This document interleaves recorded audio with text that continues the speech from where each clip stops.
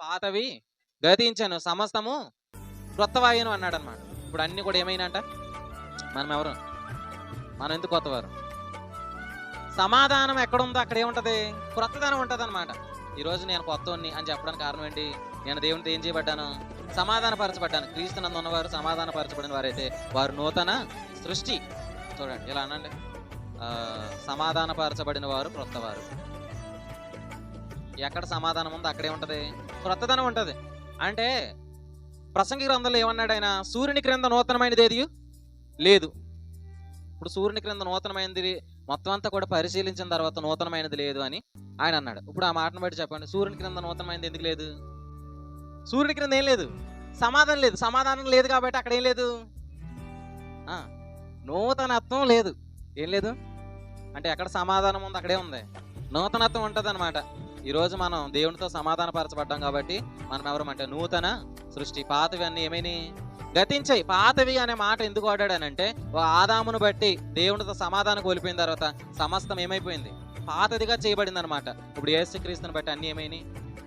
అన్నీ అంటే ఎలా అనుకోండి, యేసుక్రీస్తు ద్వారా దేవుడే చేసిన గొప్ప కార్యం ఏంటంటే, అవి భూలోకమందు ఉన్నవైనను పరలోకమందు ఉన్నవైనను ఆయనతో సమాధానపరచవలనని తండ్రి అభిష్టమాయను. అంటే భూలోకమందు ఉన్న పరలోకమందు ఉన్న వాటి అన్నింటిని కూడా ఎక్కడ సమకూర్చాడంటే యేసుక్రీస్తులో సమకూర్చాడు. యేసుక్రీస్తులో సమకూర్చాడంటే ఎక్కడ పెట్టాడు? సమాధానంలో పెట్టాడు. ఇప్పుడు అన్ని కూడా దేవుడు ఏం చేశాడు? నూతన పరిచాడు. కాబట్టి నీ అనుభవాలు ఏం కాదు, ఇప్పుడు పాత అనుభవాలు కాదు. చెప్పండి, మన జీవితంలో ఏం లేవు? పాత అనుభవాలు ఏమి లేవు. పాతవి ఏమన్నా ఉంటే అది మన యొక్క ఇలా అనుకోండి, మన ప్రాచీన స్వభావం కూడా ఇంత ఏమైంది? సిలువేయబడింది. ఇక పాతవి ఏమి కూడా లేవు. అన్ని కూడా ఏంటి? క్రొత్తవే. అన్ని కూడా మన క్రొత్త నిబంధనలో ఉన్నాం, కొత్త నిబంధన రక్తంలో ఉన్నాం, క్రొత్త వారముగా ఉన్నాం. ఇంతలాగా క్రొత్తదనం తెచ్చింది ఏంటనంటే క్రీస్తు యొక్క సమాధానం, ఒక్క అర్పణ, ఒక్క పుణ్యకారం. ఇట్లాంటి పుణ్యకారం యేసుక్రీస్తు కూడా వారు చేశారు. మరి పాత నిబంధనలు కూడా బలులు ఇచ్చారు కదండి. ఏ బలులు? సమాధాన బలులు. మరి సమాధాన బలులు ఇచ్చారు కాబట్టి సమాధానం కలిగిందా? కలగలేదని అంటారా? మరి కలగకపోతే సమాధాన బలి ఇవ్వమని దేవుడు ఎందుకు చెప్పాడు? ఇప్పుడు సమాధాన బలి ఇవ్వమని ఎవరు చెప్పారు?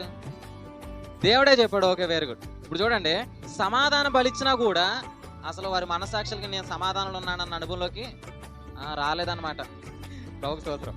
అంటే ప్రతి అనుభవం కూడా ఇప్పుడు ఎలా మారుతుంది? కొత్తగా మారుతుంది అనమాట. మీరు ఎలా గుర్తుపెట్టుకోండి ఏంటంటే, క్రీస్తునందు ఎంత నష్టం అయితే కలిగిందో ఇప్పుడు అంతా రీస్టోర్ అయిపోతుంది. ఎక్కడ? రికన్సైలేషన్ లో, అంటే సమాధానంలో సమస్తం కూడా ఏమవుతుందంటే బాగు చేయబడుతుంది. ఏమవుతుంది? బాగు చేయబడుతుంది.